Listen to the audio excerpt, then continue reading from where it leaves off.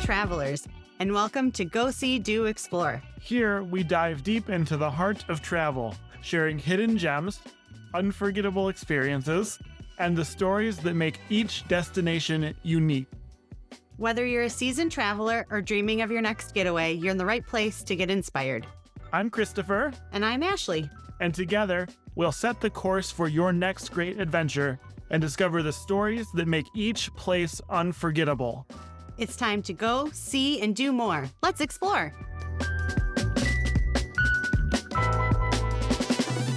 Hello, everybody. You might want to grab a snack for this episode because for this episode, we are talking about the best food we've ever had while traveling. We're doing a top 10, like one of our previous episodes. So we each came up with the list and we're going to share our top 5 off the list and we'll see if we have any overlap. And it should be fun and might make you hungry. Yeah, really excited to do this. Should we get into it? Let's do it. So the first one on my list will not come as a surprise to you because I talk about it all the time. But it is Auslander in Fredericksburg, Texas. Oh. Shocking, right? I knew that was going to be on your list. I didn't think that was going to be number 1, actually. Oh. So Auslander is a German restaurant, obviously, by the name, right? And Fredericksburg is a German town in Texas. The first time we went to Auslander, I ordered the Jäger Schnitzel, which is a pork schnitzel, breaded and fried, and then they cover it with a Jäger sauce. It was incredible. One of the best things I've ever eaten. And the funny thing is, a few years went by and I have this memory of this wonderful dish. And I'm like, I built that up in my head. I absolutely built that up in my head. There's no way that Jäger Schnitzel was that good. So almost a year ago now, or a little over a year ago now, we went to Austin and we took a day trip to Fredericksburg. And I'm like, we need to eat at Auslander because I have to see if that schnitzel is as good as I remember it to be. And it was. So Auslander is my number 1 best thing I've ever eaten. Yeah, now people out there that are thinking Jäger Schnitzel, it's not like Jägermeister. No. Jäger means hunter in German, so it's like hunter Schnitzel. It was like a bacon and mushroom and red wine, I think, sauce on top. There's usually some chicken stock in there too. Yeah. We make it at home sometimes. We've made it at home sometimes, and Chris is a good cook, but I'm sorry you haven't gotten to Auslander level yet. I haven't mastered it, for sure. But yeah, it's easier than going to Texas. What? What's next? What's first on your list, I should say? So I feel like my list has a lot of recency bias. I really tried to think back, and my, the past couple decades of travel but I don't know, it's just hard to know. I feel like I am much more comfortable with the past few years. So I think my list is going to be kind of that way too. Yeah. So just give that caveat. And in honorable mentions, I may have some other things, but I will say this wasn't super recent. My number 1 travel meal experience was Lolita in Boston. This isn't surprising at all. And I think, so Lolita is kind of a modern Mexican place in Boston. They had a couple locations. One of them now might be closed. I think maybe the one we went to is closed. I'm not sure if it's permanently closed or not. But I believe Lolita is still open, at least in some capacity. Modern Mexican, very cool, very hip. Too cool for us. That was my first thought when we went in Lolita. I was like, I don't think I'm cool enough to be here. Yeah. But I think, not only was the food really good, but this was a moment in our lives where for the first time in a while we were traveling and we were able to afford a little bit extra. And it was just a really cool and special experience. And we ate at 10 p.m. Who are these people that eat so late? It was really fun. Well, I feel like the thing that I remember the most about Lolita is the granita. So very first course, you don't order it. They bring you a granita and they ask if you want tequila in it for free. Yeah. What?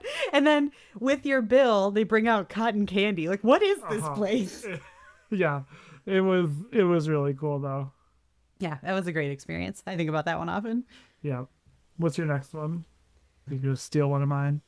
No, then the next one, it shouldn't be a surprise. I'm sure it will be the other one that you didn't put on your list because you know that I was going to say it.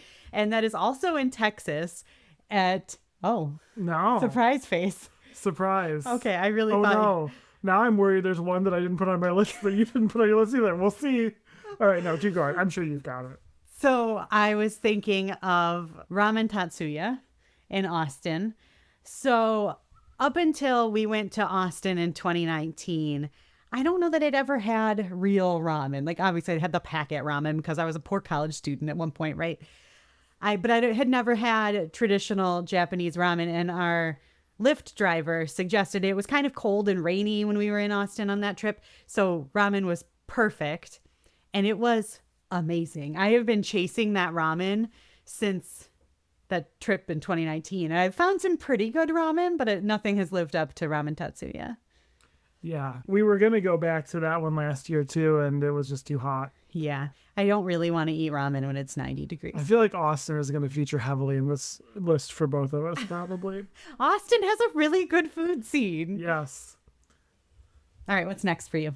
All right, next one for me, La Parisha in Luquillo, Puerto Rico, at the kiosk, Los Kioscos. This is the kiosks in Luquillo. It's a bunch of food stalls, basically. It's kind of like if it were a bunch of food trucks, except it's a permanent sort of installation. Yeah, it was kind of when we were planning our trip to Luquillo, it was kind of hard for me to visualize what the kiosks were before we went If you there. go on YouTube, you'll see it. It's like right on the side of the road. And it's got the beach behind it. That's Luquillo Beach. And so you can go there, and a lot of these are walk-ups. You go there, you grab some like one of the many fried foods that Puerto Rico is known for, arepas or empanadillas or any of these, and you then go to the beach, and you can definitely get a cocktail in a pineapple Or the coconut, yeah. or a coconut, something you could definitely do there, which I recommend. But La Parisha is actually a sit-down restaurant, and it's stall number 1. It's right on the end, and they have really great food. They have all the fried food, but then they have some also non-fried food. Yeah, I had something that was served in a pineapple the last time we were Yeah, there. it was rice Yeah, with it was like shrimp. shrimp and rice and a pineapple. Yeah, Yeah. that sounds right. Yeah. But yeah, it's actually, this one was on my list, but I also thought that it was going to be on your list. So hopefully I've got enough buffer, or I'm going to be scrambling Don't at the worry, end of this I list. have plenty for you and me.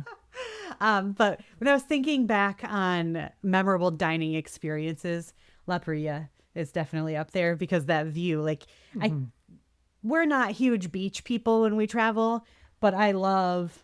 I mean, give me a sit-down restaurant at the beach. And Right. Well, exactly. Like I love sitting and looking out at the water, but I'm not really one that wants to bake in the sun because I'm a little too, I don't know, I'm a northerner. I'm not, my blood isn't thick enough for that. Yeah, Or it's whatever. too say. thick. Anyway. It doesn't matter.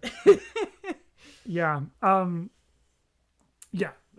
I have a lot of positive memories there, yeah, and hope to be back soon. it's a good place. We love Luquillo. All right. So my next one, and we'll see if this one made your list or not, but is Ponto Final in Lisbon. That was the one I left off. Oh. And I was worried now that you weren't gonna. I thought for sure that was your number 1. I was sure that was your number 1. I loved Ponto Final. So Ponto Final in Lisbon is right on, is it the Tagus River? Mm-hmm. I think so. And right by the bridge, the 25th of April 25th bridge. of April bridge. It's modeled after the Golden Gate Bridge in San Francisco. And so this restaurant is right on the river. You've got a view of the bridge. I emailed the restaurant like a few months in advance because that was where I wanted to go on my birthday last year. And I'm really glad that we did because the line gets very long for Ponto Final and people wait hours to eat there. So the reason this wasn't higher up on my list is just because I'm not a huge seafood person. The food was great, but in my food memories, that schnitzel is just like, it ranks a little higher in my brain. I wasn't going to leave Ponto Final out because that was one of the best dining experiences of my life. Yeah. Gorgeous. And we were sitting there as the sun was setting over Lisbon. Oh, it was perfect. It was a really nice experience and good food too. Yeah, I guess that's a good point that maybe I was a very adventurous eater when we went there, and so maybe I didn't get the food that like is sort of my favorite comfort food or whatever, but like the wine was really good. Yeah. And we got ginginia. And we got Ginginia for free because they accidentally took our wine glasses too soon. Yeah. Or something like that. I don't apologetic about that. I didn't understand. I'm seeing a theme here, and I think the theme is that maybe not all, but a lot of these restaurants are restaurants that have a really like really specific and special experience and really quality food, but like none of these are formal dining, right? Like a lot of these are sort of casual or like kind of medium casual dining. I mean, we're not really formal dining people. No, but like I'm sort of discovering, I knew that, but I'm sort of discovering now that like it's kind of interesting, right? It's like a very specific kind of restaurant actually that it seems like we like. When we watch somebody feed Phil and he goes to those gastronomic restaurants where like it's this, but it's a foam. I'm like, yeah, just give me the food. Well, we've never done that. I mean, maybe we would love that. Maybe I would love it. I don't know. Yeah. It looks a little too fussy for me. Yeah. But anyway, what's next on your list? Okay. See if this surprises you or not. Okay. Japa dog. That one is not on my list. It was good. Don't get me wrong. Why don't you talk about Japa If you don't know Japa dog, they're from Vancouver. And they have a couple locations in Vancouver. They have a location on the Santa Monica Pier, and I think maybe actually a couple more now.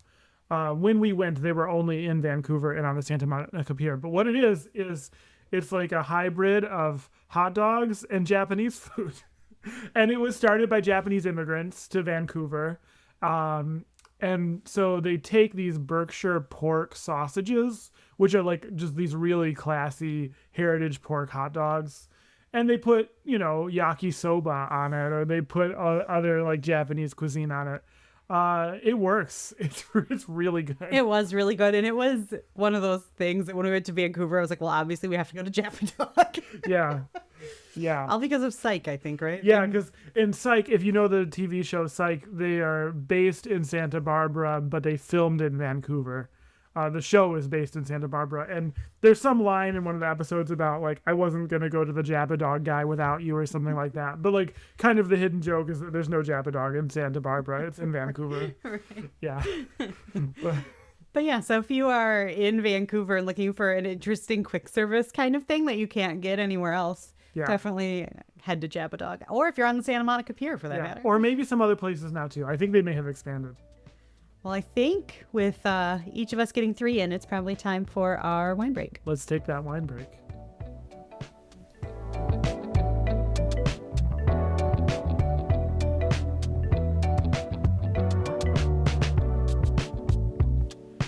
We're here for the wine break. Today, our wine is a Carignan from Pedernales in Texas. Now, we've talked about Texas wine before. Actually, the last time we did a top 10. That must be a theme, top 10 in Texas. We were on the train. This Carignan is what I consider to be a classic warm weather red wine. And so I know some people think, oh yeah, red wine, I would never have that when it's hot. And yeah, maybe it's not like what I would reach for on a scalding hot day. I'd probably grab, I don't know, water or something. But I don't know, mojito's good when you're in Puerto Rico. No, that's true. But this Carignan is really light and it's very well made. There's a little bit of oak, but it's just light bodied, and it's the kind of red wine that I honestly think you can chill down almost like a white. Like maybe not ultra chilled like a sparkling wine, maybe you wouldn't go that far, but it can be quite refreshing cold. What do you think of this one? I really enjoy it, and I was honestly a little surprised when we got it out today, because I admit that I am more of a white wine rosé drinker than I am a red wine, unless we're having like a heavy meal. Like if it's Saturday and we're having a big piece of meat. Yeah, as we do on a Saturday. People of the internet agree with this. But if, I don't know, in the middle of the day when it's warm out, I'm not typically reaching for a red. So when you opened this today, it was a nice surprise. Yeah. So, I mean, we've already talked about Texas. The fruit for this wine comes from the High Plains, which is in kind of northwest Texas by Lubbock.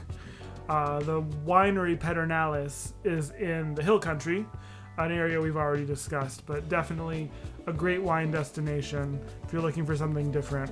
And not far from Auslander, where you can have wonderful piece of Schnitzel or an enormous sausage, which we didn't mention. Carignan is one of these grapes that's really like a warm weather grape. I think it's a Rhone grape. People of the internet, as we're talking to the people of the internet today, dear internet, correct me if I'm wrong.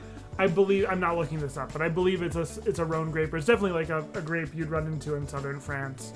So those do well in Texas in the Texas heat, and really well made wine. Something different, not like a big, heavy, aggressive red, but something nice and light. I guess I'll mention, other red wines that do well in a chilled situation like this. I really like Tinto de Toro, which is a kind of Tempranillo from Spain that chills really well. There are some North American hybrids that I think can chill really well. Some people would even like a Concord wine chilled, right? That can be quite sweet. Yeah, I'm not really a Concord maybe person not us. in the most traditional presentations. Can be good sparkling. Yeah, it's just something. Oh yeah, like sometimes you run into those red sparklings that are good. Maybe a Lambrusco, maybe not from a can. Call back to a couple episodes ago. But nice wine for a day like today. Yeah.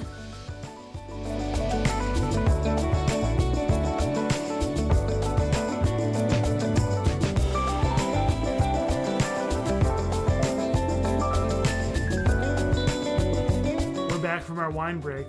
Let's see where we're going next. Where's your next place? All right, we'll see if this is surprising to you. It's probably one of the most recent on this list, and that is Monteverde in Chicago. That's a good one. That was not on my list, just due to omission. Yeah.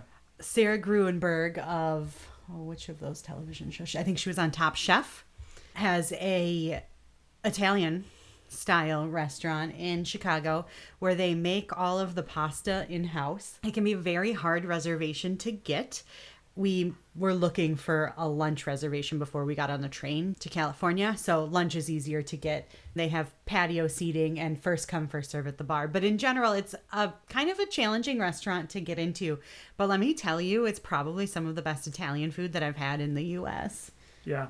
But we had some ravioli. The pesto. The pesto was on a gnocchi, a Yeah. gnocchidi, I think they called it, or something like that, like a small gnocchi. And gnocchi is not usually something that I like. I don't know, it's just kind of chewy and flavorless. But this gnocchi was really good. Like, I would eat that every day. It's the only gnocchi I've ever had that I really enjoyed. Mm-hmm. Yeah. Yeah. So if you're in Chicago and looking for a wonderful restaurant, look no further than Monteverde. You and everyone else in Chicago will be trying to get the reservation. What did I drink that was in a can there? It was an Italian mocktail that was like vinegar and soda. Oh, right. Yeah, it was kind of like a shrub. I don't think they called it that, or maybe they did, but it was really good. Yeah, it was different. Drinking vinegar, yeah. But yeah, so that's Monteverde. That's a good one. What do you have for us next? We could go to any city in the world. Do you think we're going to go back to Austin? You're going back to Austin. We're going back to Austin, Terry Black's barbecue. Oh, okay. Yeah, there's a lot of great barbecue in Austin. There's a lot of great barbecue in Texas. There's a lot of great barbecue in Texas that I have not had. So please don't consider this as a statement that like Terry Black's is definitively the best. But they are, I think, my favorite in Austin that I've had. And always pretty easy to get into.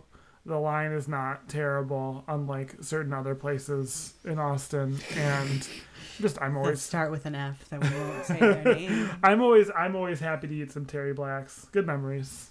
Yeah. Yeah. Yeah, we've been there quite a few times now. Like anytime we're in the Austin area, it's like, we have to go to Terry Black's. You gotta get that souvenir cup. You gotta get the souvenir cup. And of course, when it comes to barbecue, the sides are what I'm really there for. The meat is fine. I can't believe you just said that. Did I just offend the entire state of Texas? The sides are good. But it's not like a Thanksgiving situation. Like, no, I feel like, don't they have really good mac and cheese? I think so. Yeah. I like the beans.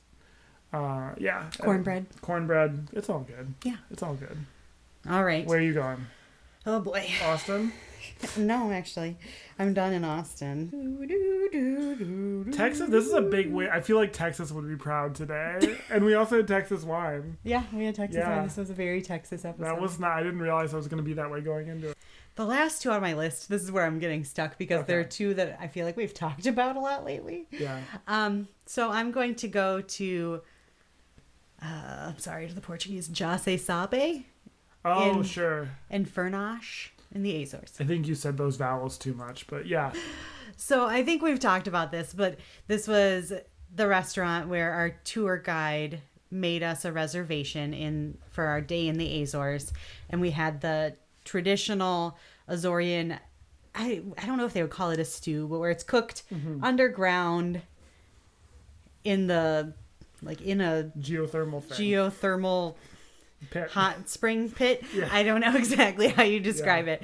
And it was just a really incredible experience. There were other people that were on the tour with us, and we were all kind of enjoying the same food, and it was a great experience. That was a fun one. And we had that Azorean wine. And we had some wonderful Azorean wine too. Yep. Okay, is it my turn? It's your turn. My last one? Your last one. Unless we do a bonus round. We can do a bonus We'll round. see. Or honorable mentions or whatever. All right, I could go to any city in the world. Guess where I'm going? We're going back to Austin. Get the mayor of Austin on the phone. He needs to take these accolades. For Suerte. Ah, yes, Suerte. This is kind of... I don't know. I mean, it's definitely Mexican inspired. I don't think I would call it Mexican. I don't think I would call it Tex-Mex either. It's kind of its own thing, but definitely playing on Mexican traditions, Mexican cooking traditions. Get some sweaties. Yeah, they have suadero, which is like a brisket taco. For some reason, really the servers refer to as sweaties. It was really upsetting. But yeah, I mean, the menu's got all sorts of things. I think probably the thing I think about the most is there was guacamole that had, was it pistachio in it? Oh yeah, I forgot. It was pistachio guacamole. So it's things like that, right? It's like, this is sort of clever cuisine, right? But it's based on Mexican cooking for sure. And they had Texas wine there too. It was really good. I went there twice last year. So they had to make my list because I went there 2 days in a row. Are you going back next week? I don't think I'm going back next week. There's something about Suerte that kind of reminds me a little bit of Frontera Grill in Chicago. Oh, like a newer take on that sort of a thing? Yeah. I don't want to reduce it to say upscaling a cuisine as if like Mexican cuisine can't be upscaling, but yeah, I think you know what I mean. Like it's. And I should mention that there are 3 different restaurants on this list that Phil Rosenthal has eaten at. On Somebody Feed Phil. On Somebody Feed Phil. That was what I was just going to ask, is how many of these were on Phil? 3. 3, yeah. Ponto Final, Monteverde, and Suerte. I don't know why I cannot keep the name Suerte in my head. Do you want to do some honorable mentions? Yeah, let's talk about a couple. Well, we don't need to like talk about a couple more, but let's, what would you have said next? So the next one on my list is another one that I feel like we recently talked about on the podcast, and that is Nice SXM in Grand Casse. Sure. St. Martin. My next one was actually China Live. Oh, see, where was that on my list? Yeah, that was the one that got cut. China Live in Chinatown is it's like in San Francisco. Yeah, Chinatown, San Francisco. Thank you. Is a modern upscale Chinese restaurant in Chinatown. Mm-hmm.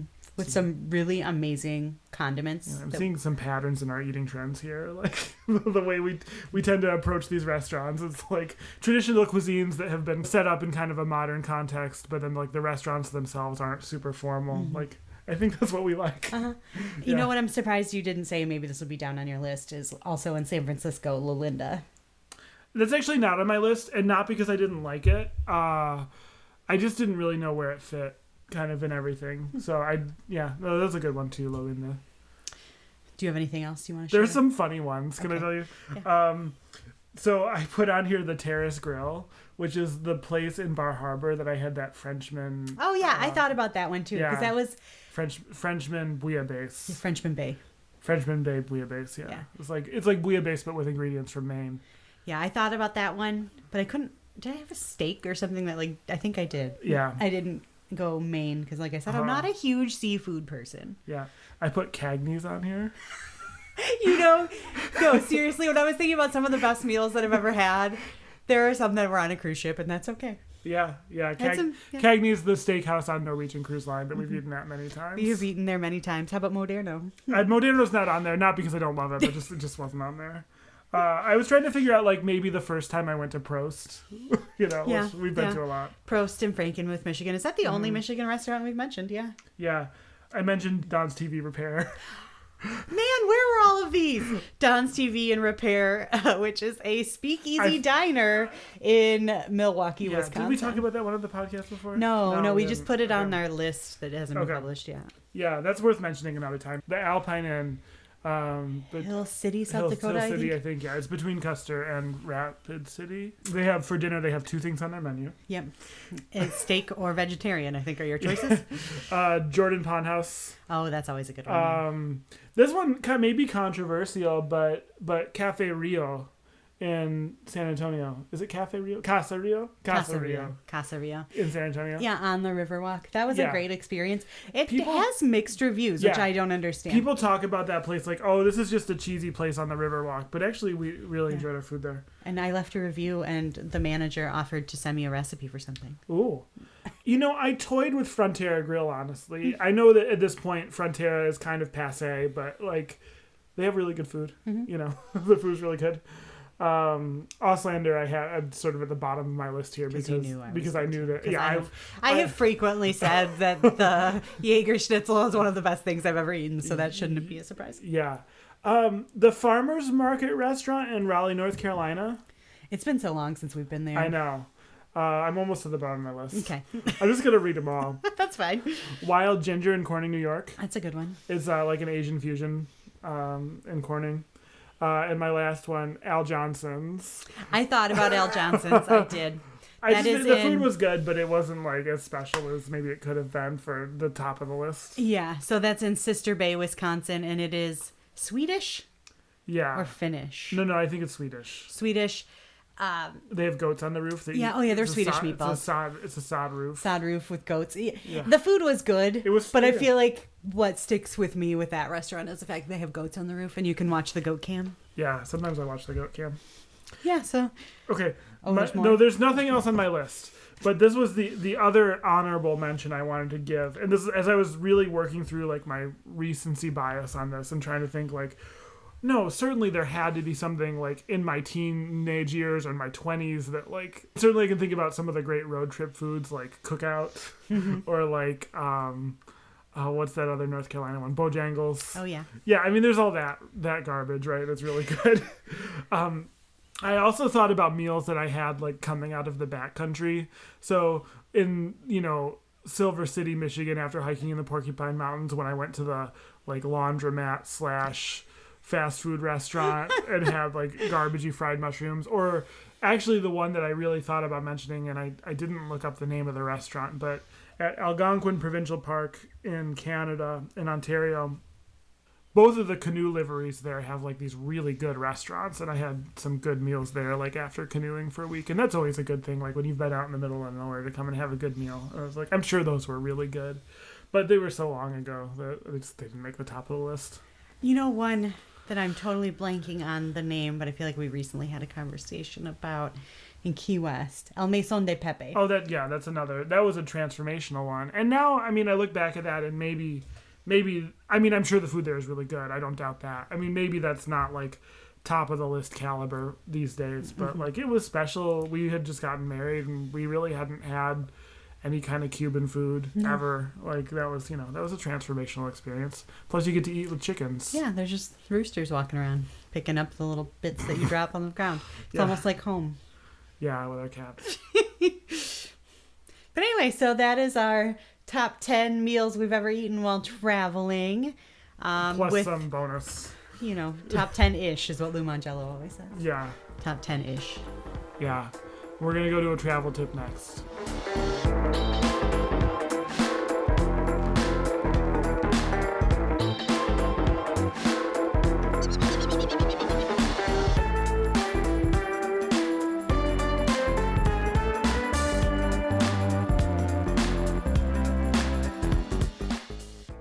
So this travel tip is kind of inspired by a recent event. So we have an international trip coming up shortly here. And this weekend is our anniversary. So we wanted to do something fun for our anniversary without, being too big because we have a trip coming up. So, and of course we live in Metro Detroit, Southeast Michigan. And so I was like, I have an idea. Let's make a dinner reservation in Windsor, Canada. So to cross the border, of course, you need a passport. And I was like, okay, that'll be fine. We're going on this trip in a week. We've got our passports. Yeah. I couldn't find my passport yesterday. And I have to say, Like, I'm not careful with everything in my life, but I am very careful with my passport. So this was just a bewildering thing because, like, you start going through all of these scenarios, most of which are completely made up. It's always funny when you lose something like, oh yeah, I think I did have that in my pocket when I climbed on the roof. Yeah, so I mean, I ended up finding it. It was okay. I mean, it was in a spot that sort of I was able to logic my way into figuring it out. We were able to go to Canada just fine. But the tip is, if you've got a trip coming up, I think it's a good idea to check for where your passport is, like, and all travel documents you might get. Travel documents, like maybe a month out, maybe also a week out. Like, I never thought to do that before because, like I said, I'm very careful with my passport. This was like a momentary lapse of judgment that, like, it happened actually months ago, and my passport's been in this other spot for months. But had I not done this because of this spontaneous trip to Canada, it would have been like the day before we were leaving for Europe. Yeah. And I would have been losing my mind. And, like, let's say I didn't just misplace it. Let's say it really was lost or stolen. It would have been rough. Right? Yeah. I mean, yeah. Yeah. So I guess our tip is when you have a trip coming up, make sure you know where your passport is a month in advance. Oh, and not just know where it is. Make sure it has enough time on it. A lot of places require 6 months to be left on your passport before you enter their country. So be aware of when your passport's expiration date is, and don't be planning any big trips 2 months before your passport expires, because a lot of countries will not let you in. Yep. So know where your passport is, know when it expires. Don't be me. It was terrifying. I was like, oh no, what am I going to do? I was able to stay surprisingly calm. I was really freaking out. I think because in my head I was like, well, he's got a week to figure it out. Yeah. And I found it. You did find it. I stayed, I mean, externally I stayed pretty calm and just thought through it. But, like, inside I was losing it. I lost my passport. What do I do? At one point I was staring at my dresser and I'm like, no, I wouldn't have put this passport in this drawer full of pants. I would have never done that. Like, it's not in here, right? Like, you wouldn't have put it in the kitchen. Yeah. You'd have to start saying stuff like that to yourself. But you're like, but where is it? Yeah, it was bad. Yeah. It was bad. And also, I guess maybe going along with this tip, make sure you have a secure place for those important documents like that. We were looking at passport holders that have air tags in them. Mm-hmm. We might be doing that. That might be a good, like, after yesterday's experience, that might be enough for me to be like, I should probably have an air tag on this thing. The one thing about that, though, is when you go through customs, passport control, whatever you want to call it. They hate those holders. Yeah, you're going to take it out of the holder, so you just have to make sure you're good about putting your passport back. Which I think would be fine. I just, it was bad. So yeah, that's our tip. Know where your passport is at all times. Know when your passport expires, and maybe figure out a way to track it. Check for it. Have a physical look at it before your trip with enough time to do something about it if there's a problem. Right. That's the heart of the tip for me. Yep. We'll talk to you next time.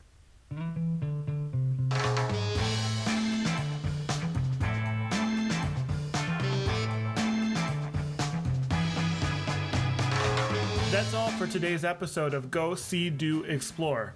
Thank you for joining us and sharing in the wonder of travel. Keep the spirit of today's adventure alive by checking out our blog at goseedoexplore.com for even more travel inspiration.